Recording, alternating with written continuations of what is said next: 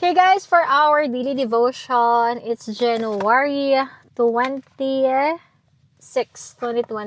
So Matthew 7, 1 to 2. Do not judge, or you too will be judged. For in the same way you judge others, you will be judged. Mirror God's love to others. God calls us to show grace instead of harsh judgment. By humbly seeing our own flaws, we reflect His mercy and build more loving relationships. Isa to sa mga natutunan namin ni Heinz. At isa din to sa natutunan ko ngayon na nagkita kasi kami ni Ate Emerald, nag-sharing kami sa SM South, nagkita kami kanina. And grabe rin yung pinagdaanan niya.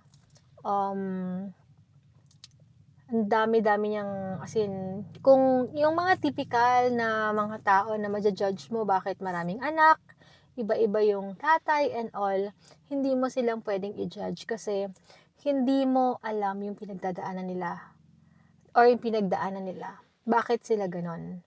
Bakit nagiging laging failed relationship and all? Kasi minsan may trauma talaga. So, diba typical na dati yung mga Gen X parents, lolo't lola, pag may mga kapamilya ka na mga nagkakamali sa buhay, ginajudge natin, kasi malandi yan, maano yan, ganito yan,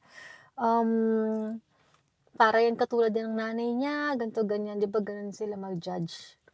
Pwede natin dapat sila pwedeng i-tolerate ng ganun kasi bawat tao may trauma yan.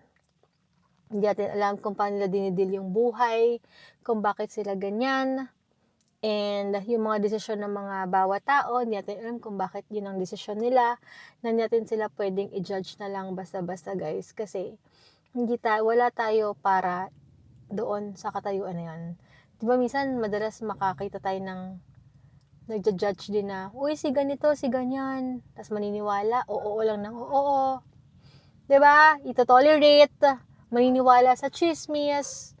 Pero kapag si God na sa heart mo, dapat hindi ka basta-bastang maniniwala talaga. Hindi ka basta-bastang oo na lang, ganito ganyan na hanggat hindi mo nakakausap yung mga tao na sinasabi nila. And kailangan mag-reflect, hindi man tayo maging perfect, pero dapat mag-reflect sa atin si God. Hindi tayo basta dapat matotolerate ng basta-basta. Dapat reflection tayo, hindi man tayo maging perfect, pero wag tayo agad-agad mag-judge basta-basta na hindi natin nakakausap, nakikita yung tao, or nakita natin, or hindi natin alam yung story nila. Wala tayong karapatan manghusga.